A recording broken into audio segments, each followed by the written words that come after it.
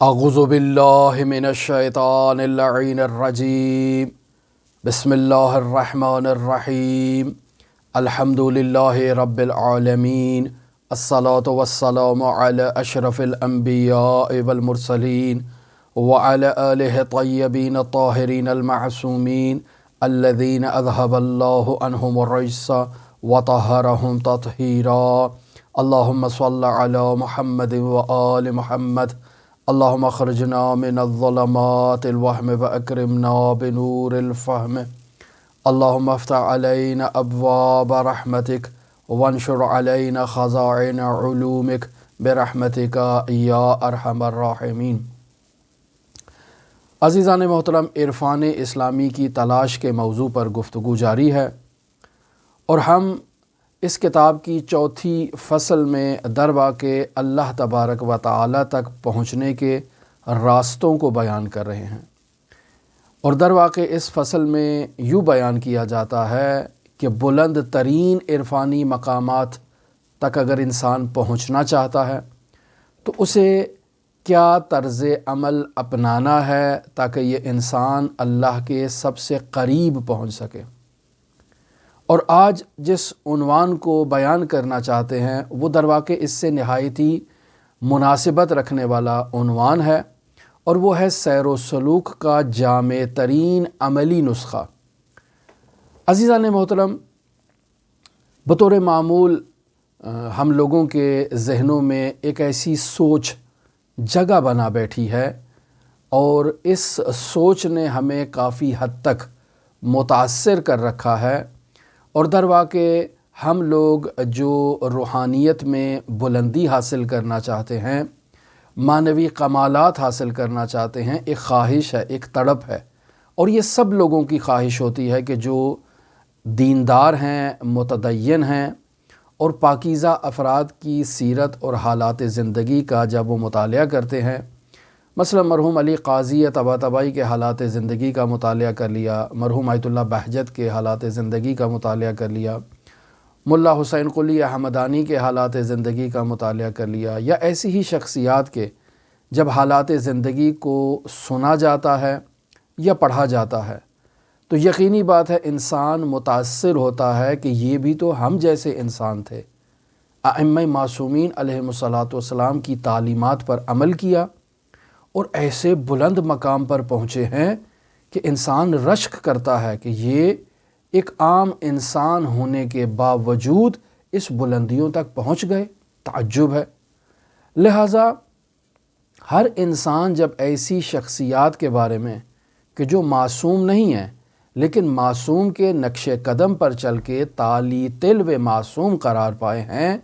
انسان ان کی عظمت کو، ان کی ابوہت کو دیکھ کر ورطۂ حیرت میں جہاں مبتلا ہو جاتا ہے، وہاں انسان کے وجود میں یہ خواہش بھی جاگتی ہے کہ وہ بھی روحانی مقامات کو اور ان روحانی مقامات اور کمالات کی بلندیوں کو، چوٹیوں کو سر کرنا چاہتا ہے، عبور کرنا چاہتا ہے، فتح کرنا چاہتا ہے۔ تو اب اسے کیا کرنا چاہیے؟ لہٰذا وہ آتا ہے عرفانی موضوعات پر جو کتابیں لکھی گئی ہیں، جو دروس ہیں، جو موضوعات ہیں، جو شخصیات ہیں جو اس راستے میں گائیڈ کرتی ہیں، ان کی طرف رجوع کرتا ہے اور ان سے آ کر سوال کرتا ہے کہ وہ مخفی راز مجھے بتائیں، وہ جو اندر چھپی ہوئی بات ہے وہ مجھے بتائیں کہ میں اس مخفی وظیفے پر عمل کر لوں اور میں علی قاضی طباطبائی بن جاؤں، میں محمد تقی بہجت فومنی بن جاؤں، میں حسین قلی حمدانی بن جاؤں۔ وہ راز کی بات بتائیں۔ یہ سب باتیں جو مولوی حضرات کہتے ہیں، فقہا کہتے ہیں، علماء کہتے ہیں، یہ عام لوگوں کے لیے باتیں ہیں، انہیں چھوڑیں۔ عوام الناس کے لیے یہ باتیں کی جاتی ہیں، ٹھیک ہے، یہ وہیں تک رہنے دی جائے۔ ہمیں وہ راز کی بات بتائیں کہ وہ راز جس پر آپ عمل کر کے اس بلندیوں تک پہنچے ہیں، مجھے وہ راز کی بات بتائیں۔ اور جب وہ شخصیات، یہ علماء حضرات اہل بیت علیہم الصلاۃ والسلام کی تعلیمات کی طرف متوجہ کرواتے ہیں اور کہتے ہیں واجبات پر عمل کرو، محرمات کو ترک کرو، تو پھر ہمارے ذہنوں میں یہ خیال آتا ہے کہ شاید یہ ہمیں ٹرخا رہے ہیں، شاید یہ ہمیں ٹال مٹول کر رہے ہیں، یہ ہم پہ اعتماد نہیں رکھتے ہیں، یہ ہمیں نہیں چاہتے ہیں وہ راز کی بات ہمارے تک منتقل کریں۔ یہاں آیت اللہ مصباح اسی طرز تفکر کو بیان کر رہے ہیں اور بیان کر رہے ہیں کہ در واقع یہ شیطان نے ہمارے ذہنوں میں ایک سوچ کو ڈال دیا ہے اور اب یہ سوچ ہمارے ذہن سے نکلنے کا نام ہی نہیں لے رہی ہے، اور شیطان اسی سوچ کے ذریعے سے در واقع ہمیں گمراہ کرتا ہے، ہمیں دھوکہ دیتا ہے، ہمیں فریب میں مبتلا کرتا ہے، اور شیطان ہی ہمارے ذہن میں یہ باتیں ڈالتا ہے، اور اب ہم اس قدر ان باتوں پر اعتماد کر چکے ہیں، پختہ ہو چکے ہیں کہ اگر کوئی عادل فقی بھی آ کر ہمیں کہتا ہے کہ بھائی واجبات پر عمل کرو، محرمات کو ترک کرو، ملکوت اعلیٰ کی سیر تمہارا مقدر بنے گی، تو ہم یقین نہیں کرتے۔ کیوں؟ چونکہ ہم کہتے ہیں کہ یار ہم بھی تو زندگی میں واجبات پر عمل کرتے ہیں، محرمات کو ترک کرتے ہیں، ہم نمازوں کی پابندی کرتے ہیں، ہم روزہ بھی رکھتے ہیں رمضان المبارک میں،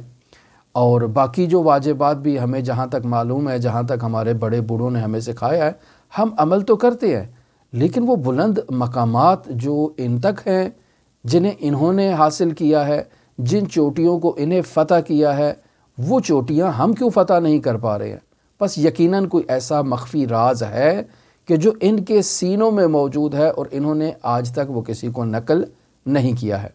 اور بعض صوفی مکتب لوگ جو مذموم صوفی جو کیٹیگری سے تعلق رکھتے ہیں، جن کا طائفہ مذموم ہے، جن کی تائید نہیں کی جا سکتی ہے، وہ اپنے شاگردوں کو یا اپنے پیروکاروں کو ایسی نوید اور ایسی بشارت دیتے ہیں کہ ہمارے پاس ایک مخفی راز ہے، اور ہم اس مخفی راز کو جو ہے وہ اپنے خاص افراد کو بتائیں گے، جو ہمیں خوش کرے، جو ہمیں راضی کرے، جو ہماری خدمت کرے، جو ہمارا مطیع اور فرمان بردار ہو۔ لہٰذا آپ دیکھیں کہ بعض لوگ تاریخ میں آپ کو ایسے واقعات ملیں گے، بعض لوگ ایسے ہیں کہ جو ایسے ہی جادوگروں اور ایسے ہی فراڈیوں کے ہاں پانی بھرتے ہیں، باقاعدہ ان کی خدمت کرتے ہیں، سالوں سال ان کے دروازے پر جو ہے وہ ایک دربان کی حیثیت سے بیٹھے رہتے ہیں کہ کہیں یہ مرشد سائیں ہمیں کچھ عطا کر دیں، کہیں ان کی کوئی ہمارے اوپر عنایت ہو جائے، کہیں کوئی نظر کرم ہمارے اوپر یہ کر دیں، اور پھر ہم ایسا ایک جادو چلے اور ایسا ایک معجزہ ہو جائے کہ ہم راتوں رات جو ہے وہ ان معنوی کمالات کی چوٹیوں پر اور بلندیوں پر فائز ہو جائیں۔ یہ ایسے آپ نے معاشرے میں ایسی سوچ کو، ایسے طرز تفکر کو یقیناً مشاہدہ کیا ہوگا، وگرنہ اپنے گریبان میں اگر ہم جھانک کر دیکھیں تو ہم میں سے اکثر لوگوں کے ذہنوں میں ایسی سوچ کہیں نہ کہیں پنپ رہی ہوتی ہے، کہیں نہ کہیں موجود ہوتی ہے، کہیں نہ کہیں یہ چنگاری جو ہے وہ جل رہی ہوتی ہے، اور پھر ایک دم جو ہے یہ ابل کر اور بھڑک کر سامنے آتی ہے، اور ہم اس پر یقین کر لیتے ہیں کہ واقعاً ایسا ہی ہے، اور ان کے پاس کوئی راز کی باتیں ہیں جو انہوں نے چھپا کر رکھی ہیں۔ یہاں آیت اللہ مصباح کہتے ہیں کہ کیا یہ تصور کرنا، کیا یہ سوچ رکھنا درست ہے کہ خداوند متعال نے انسان کی ہدایت کے لیے 1,24,000 نبی بھیجے ہیں، پھر ہر نبی کے بعد دوسرا نبی یا تو فوراً آ جاتا تھا، اور اگر فوراً نہیں آتا تھا، امت میں فاصلہ اگر حائل ہوتا تھا، تو پہلا نبی اپنا ایک وسیع، اپنا ایک جانشین بنا کر جاتا تھا، تاکہ آئندہ نبی کے آنے تک جس کی وہ بشارت دے کے جا رہا ہے، امت کی ہدایت کے لیے ایک ہادی ہونا چاہیے جو ان کی رہنمائی کرے۔ پس تمام انبیاء یعنی 1,24,000 انبیاء، اور انبیاء کے بعد اگر کسی نبی کا جانشین ہے، کسی نبی کا وصی ہے، تو اس وصی نے یا اسی امت کے ولی نے باقاعدہ طور پر لوگوں کو صراط مستقیم پر چلنے کی دعوت دی ہے، انہیں راستہ دکھایا ہے، انہیں ترغیب دلائی ہے کہ اگر آپ اللہ تبارک و تعالیٰ تک پہنچنا چاہتے ہیں تو اللہ تک پہنچنے کا اصلی ترین، بنیادی ترین، خالص ترین اور واقعی ترین راستہ مخفی نہیں ہے، آپ کو بتا دیا گیا ہے۔ اگر اس راستے پر آپ چلو گے تو آپ کامیاب ہو جاؤ گے، اور اگر اس راستے پر نہیں چلو گے تو فلاکت، بدبختی، بیچارگی آپ کا مقدر بنے گی، اور وہ راستہ صراط مستقیم کا راستہ ہے۔ اہدنا الصراط المستقیم، اے میرے پروردگار مجھے صراط مستقیم پر چلا۔ وہ صراط مستقیم کون سا ہے؟ وہ خالص راستہ جو اس نبی نے الہی تعلیمات کے مطابق عطا کیا ہے۔ آپ خود گمراہ ہو جائیں، خود سے نبی کا جانشین بنا لیں، خود سے اسلامی تعلیمات میں یا دینی تعلیمات میں انحراف ایجاد کرنا شروع کر دیں، اور پھر آپ زبان سے لقلقۂ لسانی کرتے رہیں کہ اہدنا الصراط المستقیم، تو اس کا تو کوئی فائدہ نہیں ہے۔ صراط مستقیم نبی کی تعلیمات ہیں، صراط مستقیم اس نبی نے اپنی زندگی میں الہی پیغام کی صورت میں منتقل کر دی ہے۔ اب اگر آپ نبی کو نہیں مانتے، نبی کی تعلیمات کو نہیں مانتے، نبی کے وصی کو اور نبی کے جانشین کو نہیں مانتے ہیں، نبی کی تعلیمات میں انحراف ایجاد کرتے ہیں، تو آپ کیسے کہہ سکتے ہیں کہ اہدنا الصراط المستقیم؟ رسول خدا صلی اللہ علیہ وآلہ وسلم کی ایک تعلیم ہے، دو تعلیمیں نہیں ہیں، منافقت نہیں ہے، ایک تعلیم دی ہے، اور اس تعلیم میں رسول خدا صلی اللہ علیہ وآلہ وسلم کی سیرت معین ہے۔ ہمیں یہ جاننا ہے کہ ہم نے کہاں سے انحراف ایجاد کیا ہے، ہم نے کہاں سے اپنے راستے کو ٹیڑھا کیا ہے، اور کہاں سے ہم اس صراط مستقیم سے بھٹک گئے ہیں۔ ہمیں اسی جگہ سے دوبارہ آغاز کرنا ہے، اور پھر دوبارہ اس راستے کو پکڑ کے ہمیں آگے کی طرف اور ترقیوں کی طرف سفر کرنا ہے۔ بس اللہ تبارک و تعالیٰ نے 1,24,000 انبیاء بھیجے، انبیاء کے بعد ان کے وصی بھی آئے، اور ان انبیاء کی امت میں گراں قدر اولیاء بھی موجود تھے۔ سب نے انسان کو صراط مستقیم کی طرف دعوت دی ہے، اور پھر سب نے انسان کو اللہ کی طرف رہنمائی کرنے کے لیے، ہدایت کرنے کے لیے جو اس قدر زحمتیں اٹھائی ہیں، اس قدر تکالیف اٹھائی ہیں، تو کیا یہ ممکن ہے کہ وہ راز سینوں میں ہی دفن ہو اور یہ سب زحمتیں بیکار ہوں؟ یہ سب جو جد و جہد ہے، تکالیف ہیں، یہ جو مشکلات انہوں نے برداشت کی ہیں، یہ سب رائگان ہیں؟ اصل راز سینوں میں موجود ہے، اور اس راز کو انہوں نے کسی تک منتقل نہیں کیا۔ کیا ایسا تصور کرنا کسی عاقل انسان کے لیے معقول تصور ہے، درست تصور ہے؟ یقینی بات ہے کہ وہ انسان جو منصف ہوگا وہ کہے گا کہ ایسا تو درست نہیں ہے۔ وہ حضرت آدم سے لے کر خاتم تک اللہ نے جتنے نبی بھی بھیجے ہیں، ان انبیاء کے ذریعے سے ایک راستہ دکھایا ہے، دو راستے نہیں دکھائے ہیں۔ ایک راستہ ہے جو انسان کو اللہ تبارک و تعالیٰ تک پہنچاتا ہے، اور اس ایک راستے کی تعلیمات بھی واحد تعلیمات ہیں، اور کوئی پوشیدہ نہیں ہے۔ ہر نبی نے واضح و شگاف الفاظ میں اس تعلیم کو منتقل کیا ہے کہ جو تعلیم اللہ تبارک و تعالیٰ نے امت کے لیے اس نبی کے سپرد کی ہے۔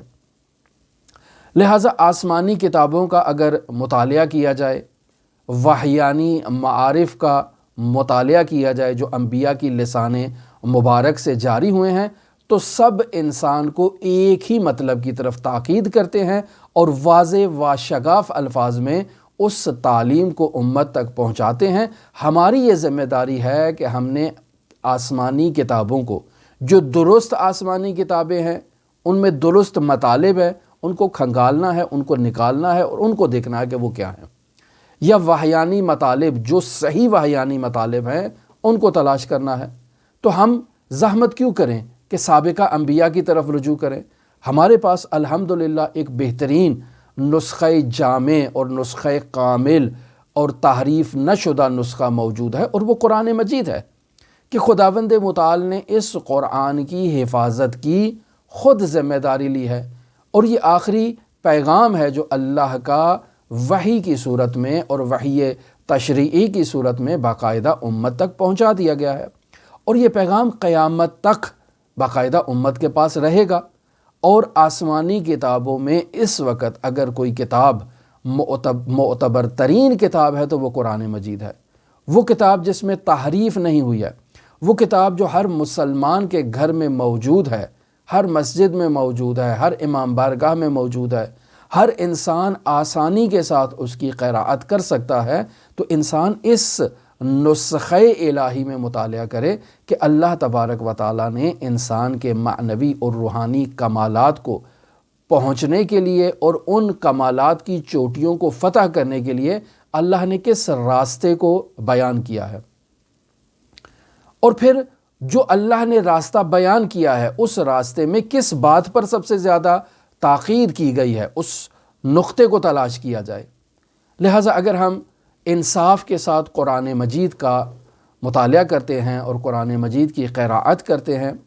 تو وہ احکام اور وہ دستور العمل جو فقہی موضوعات پر مشتمل ہیں ان آیات کو اکٹھا کیا جائے اور ان میں تلاش کیا جائے۔ عزیزان محترم، علماء مفسرین میں اختلاف ہے کہ فقہی موضوعات پر کتنی آیات موجود ہیں۔ کوئی کہتا ہے 250 آیات ہیں، کوئی کہتا ہے 300 آیات ہیں، کوئی کہتا ہے 500 آیات ہیں، کوئی کہتا ہے 750 آیات ہیں، کوئی کہتا ہے 900 آیات ہیں۔ لیکن مشہور ترین قول وہی 500 آیات کا ہے کہ قرآن مجید میں 500 کے قریب آیات جو ہیں وہ فقہی موضوعات پر ہیں، اور ان فقہی موضوعات پر مشتمل آیات اگر ہم 900 بھی لے لیں تو 900 میں سے تقریباً 100 آیات اور 100 ایسے مواقع ہیں جہاں خداوند متعال نے نماز کے بارے میں تاکید کی ہے، نماز کی اہمیت کو اجاگر کیا ہے، اور خداوند متعال اس فریضے کو یعنی نماز کو ایسے بیان کرتا ہے کہ یہ وہ فریضہ ہے جسے میں نے امت محمد مصطفیٰ کو بھی بیان کیا، اور محمد مصطفیٰ سے پہلے جتنے نبی بھی بھیجے ہیں ہر نبی کی امت کو نماز کی تعلیم دی ہے۔ کیفیت میں فرق ہے لیکن حقیقت نماز ایک ہے، اور ہر نبی باقاعدہ طور پر اپنی امت کو اللہ تک پہنچانے کے لیے اور امت کا اللہ سے رابطہ برقرار کروانے کے لیے، اور اس رابطے میں بھی امت کو بلند ترین چوٹیوں تک پہنچانے کے لیے نبی نے جس نسخے کا اور جس وظیفے کا بیان کیا ہے وہ وظیفہ نماز ہے۔ لہٰذا اگر ہم قرآن مجید میں اور روایات میں، بالخصوص اگر روایات میں مطالعہ کیا جائے تو تمام انبیاء میں سب سے عظیم اور سب سے اہم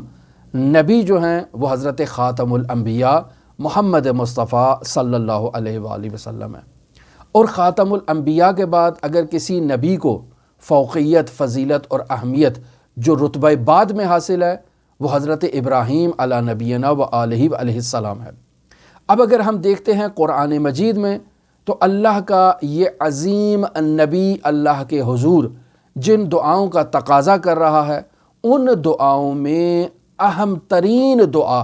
جو وہ اللہ کی بارگاہ میں کر رہا ہے وہ باقاعدہ اللہ نے سورہ ابراہیم کی آیت نمبر 40 میں بیان کر دی ہے کہ حضرت ابراہیم فرماتے ہیں رب جعلنی مقیم الصلاۃ ومن ذریتی، اے میرے پروردگار مجھے نماز قائم کرنے والا قرار دے اور میری ذریت کو بھی نماز گزار بنا۔ کتنی اہم دعا ہے کہ حضرت ابراہیم جو خلیل الرحمن ہیں ان کو معلوم ہے کہ اگر میری امت میں میری اولاد نے اللہ کا خلیل بننا ہے تو نماز کو قائم کر کے ہی اللہ کا خلیل بنا جا سکتا ہے۔ اور اسی طرح اگر ہم حضرت ابراہیم کی دوسری جو آیت ان سے متعلق جو اسی موضوع سے متعلق ہے وہ ابراہیم کی 37 نمبر آیت ہے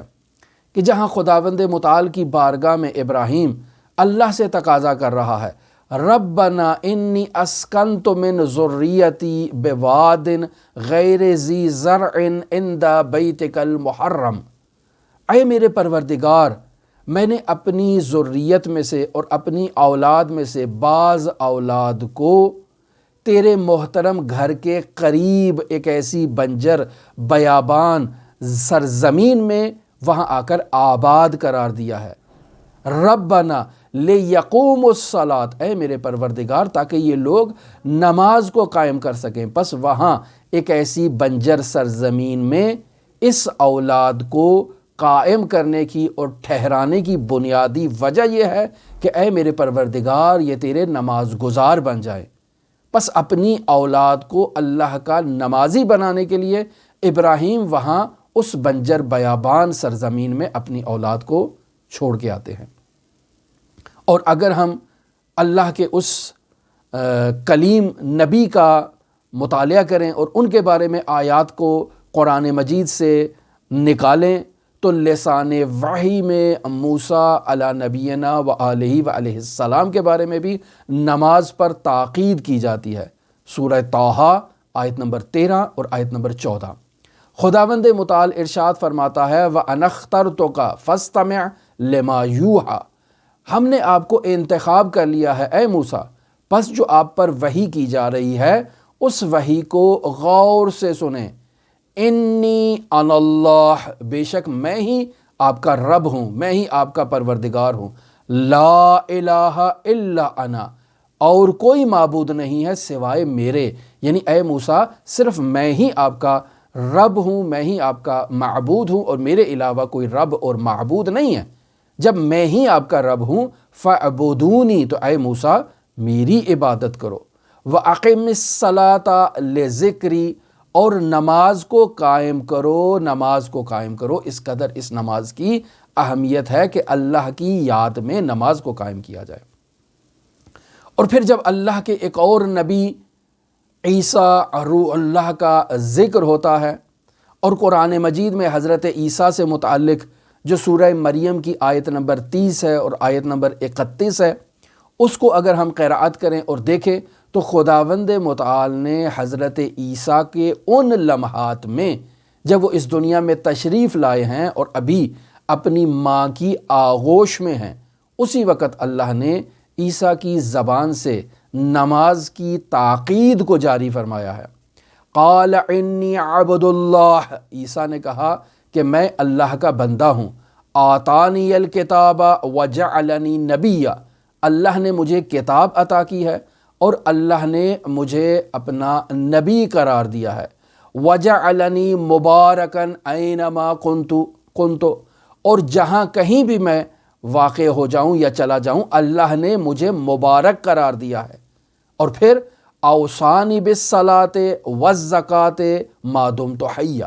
اور میرے پروردگار نے مجھے تاکید کی ہے کہ میں نماز کو پابندی سے ادا کروں اور زکوٰۃ کو ادا کروں۔ جب تک اللہ نے مجھے زندگی دی ہے میرا وظیفہ یہ ہے کہ میں نماز کو ادا کروں اور میں زکوٰۃ کو ادا کروں۔ پس معلوم ہوا کہ حضرت عیسیٰ کے وظائف میں نہایت اہم وظیفہ نماز کی ادائیگی ہے، اور اسے زکوٰۃ پر بھی مقدم قرار دیا ہے۔ اب ہم آتے ہیں حضرت لقمان پر کہ جو حکیم امت ہے، اور قرآن مجید میں سورہ لقمان کی آیت نمبر 17 میں خداوند متعال لقمان کی اس وصیت کو جو لقمان اپنی اولاد کو کر رہا ہے خدا نقل کرتا ہے۔ یا بنی اقم الصلاۃ، اے میرے بیٹے نماز کو قائم کرو۔ اور جب ہم آتے ہیں حضرت خاتم الانبیاء محمد مصطفیٰ صلی اللہ علیہ وآلہ وسلم کی تعلیمات پر، تو سورہ عنکبوت کی آیت نمبر 45 میں خداوند متعال ارشاد فرما رہا ہے اتل ما اوحی الیک من الکتاب واقم الصلاۃ، اے نبی آپ کی طرف جو کتاب وحی کی گئی ہے اس کی تلاوت کریں اور نماز کو قائم کریں۔ ان الصلاۃ تنہی عن الفحشاء والمنکر ولذکر اللہ اکبر، اور اللہ کا ذکر جو ہے وہ اکبر ہے۔ یعنی اے محمد مصطفیٰ ان الصلاۃ، بے شک یہ جو نماز ہے، تنہی عن الفحشاء والمنکر، یہ بے حیائی سے اور منکرات سے انسان کو اور بری عادات سے انسان کو روکتی ہے۔ وَلَذِكْرُ اللَّهِ أَكْبَرُ، اور اللہ کا ذکر ہی سب سے بڑی چیز ہے، بس نماز کو قائم کیا جائے۔ بس عزیزان محترم، ہم نے قرآن مجید میں دیکھا کہ تمام عبادات الہی میں اللہ تبارک و تعالی نے نماز کو فوقیت دی ہے، نماز کو اہمیت دی گئی ہے، اور نماز ہی وہ چیز ہے کہ جس کے ذریعے سے انسان بلند ترین معنوی اور عرفانی مقامات کا حامل ہو سکتا ہے۔ اب اگر ہم روایات کا مطالعہ کریں تو روایات میں بھی اس فریضہ الہی پر بہت زیادہ تاکید کی گئی ہے، اس کے آثار کو اور اس کے ثمرات کو بیان کیا گیا ہے۔ اور بعض روایات تو ایسی ہیں کہ جن روایات سے ہم واقف ہیں، ہم بارہا ان روایات کو بیان کرتے ہیں، لہٰذا آیت اللہ مصباح کہتے ہیں کہ یہاں ہم تبرکاً روایات کا بھی سہارا لیتے ہیں، وہ مشہور روایات جنہیں ہم بار بار اپنی زندگی میں خود بھی پڑھتے ہیں، دوسروں کو بھی بیان کرتے ہیں، ان روایات میں بھی نماز پر تاکید بیان کی گئی ہے۔ روایت ہے، مرحوم مجلسی رحمۃ اللہ علیہ اس روایت کو نقل کرتے ہیں، بہار الانوار جلد نمبر 82 ہے، صفحہ نمبر 218 ہے، باب نمبر 1 ہے اور حدیث نمبر 36 ہے۔ حدیث کا پہلا فقرہ یہ ہے کہ الصلاۃ عمود الدین، نماز دین کا ستون ہے۔ اب یہاں عمود کا کلمہ استعمال کیا گیا ہے، عمود عربی میں ستون کو کہتے ہیں۔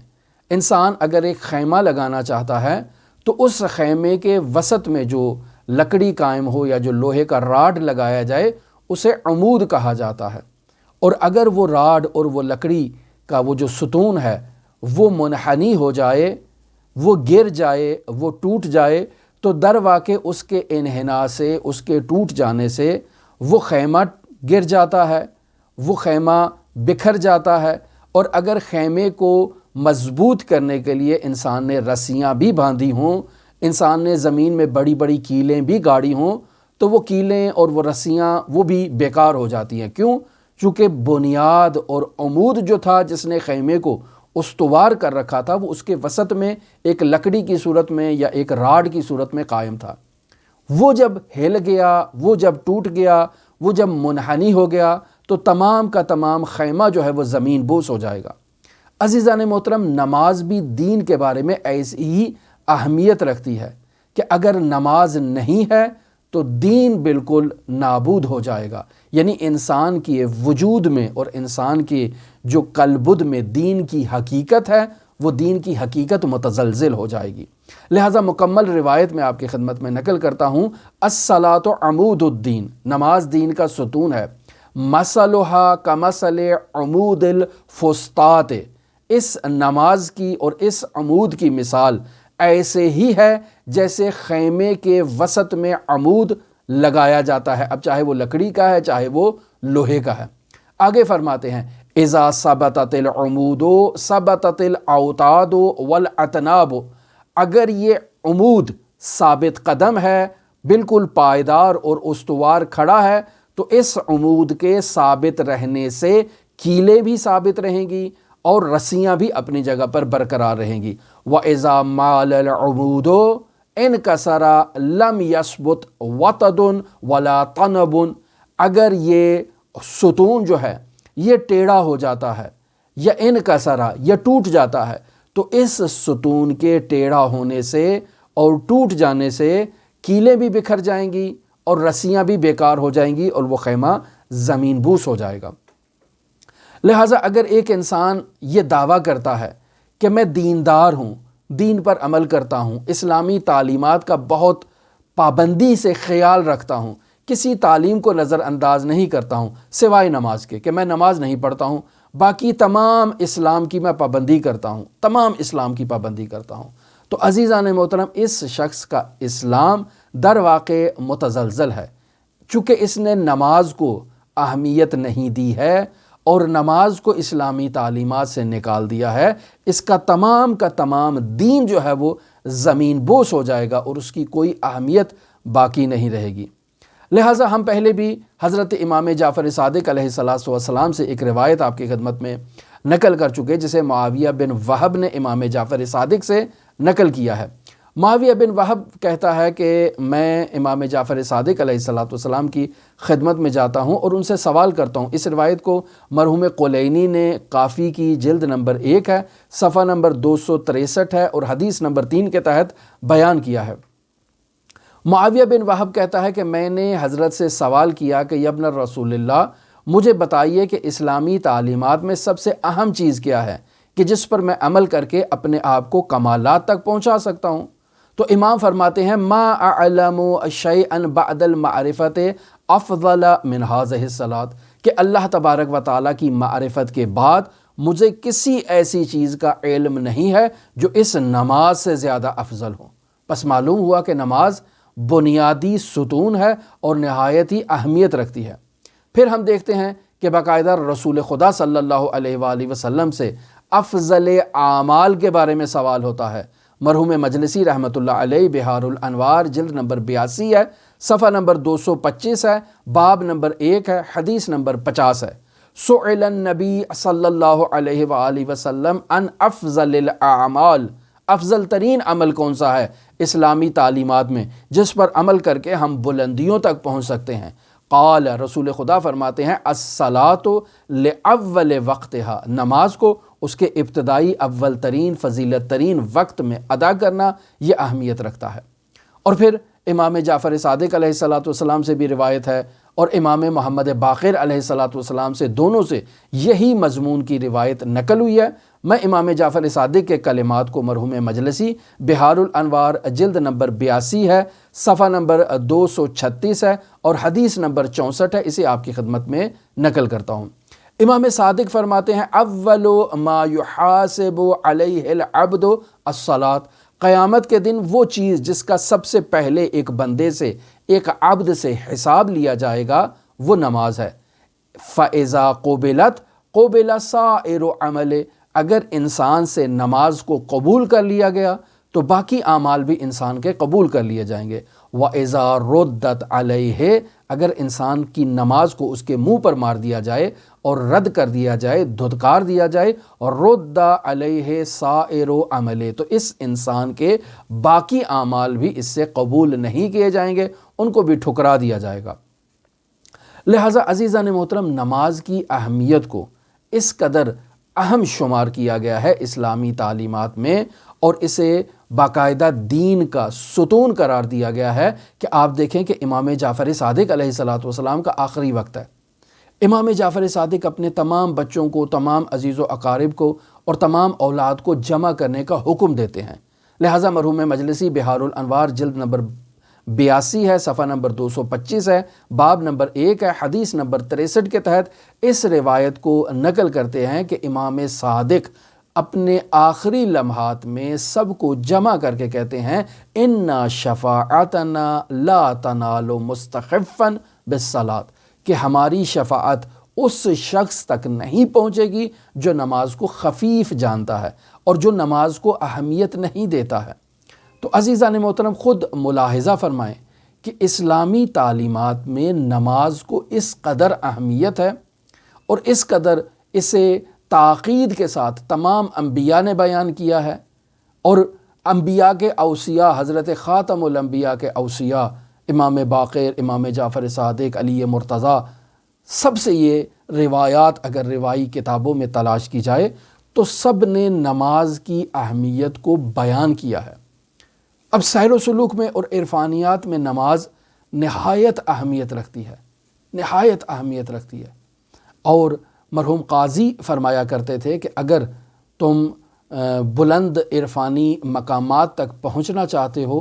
تو نماز کو اس کے اول وقت میں ادا کرو، نماز کو اس کے فضیلت کے وقت میں ادا کرو، خود بخود تم بلند عرفانی مقامات تک پہنچ جاؤ گے۔ لیکن جب ہمارے عرفاء اور ہمارے بزرگان ایسی باتیں ہم سے نقل کرتے ہیں تو شیطان ہمارے ذہنوں میں یہ وسوسہ ڈال دیتا ہے، یہ شبہہ ڈال دیتا ہے کہ نہیں، ابھی کوئی ایسا مخفی راز موجود ہے جسے انہوں نے ہمارے سامنے بیان نہیں کیا ہے، اور اگر ہم ان کی خدمت کریں، اگر ہم ان کی چاپلوسی کریں، ان کی جی حضوری کریں، ان کی خوشامد کریں، ان کی تعریفیں کریں، ان کے دفتروں میں بار بار آیا جایا کریں اور ان سے پوچھیں کہ وہ مخفی راز ہمیں بتا دو، تو شاید یہ ہمیں وہ مخفی راز کی تعلیم دے دیں۔ جبکہ ہم اس بات سے غافل ہیں کہ تمام انبیاء، تمام اوصیاء، تمام کتابیں، تمام جو تعلیمات دین ہیں اس میں نماز کو عمود دین قرار دیا گیا ہے۔ انسان کا دین نہیں ہوگا تو وہ کیسے اللہ تبارک و تعالیٰ تک پہنچ سکتا ہے؟ اور دین کی اساس، بنیاد، ستون نماز ہے، اور اگر ہم اس نماز ہی کی پاسداری نہیں کر سکتے تو ہم کہاں کسی مقام پر پہنچنے کے خواہش مند ہونے کے باوجود پہنچ سکتے ہیں؟ نہیں پہنچ سکتے۔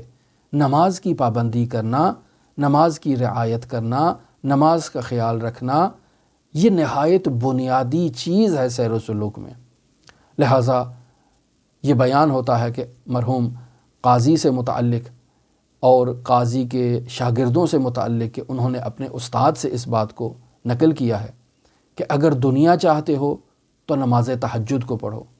اگر آخرت چاہتے ہو تو بھی صلاۃ اللیل کی پابندی کرو۔ تو صلاۃ اللیل عزیزان محترم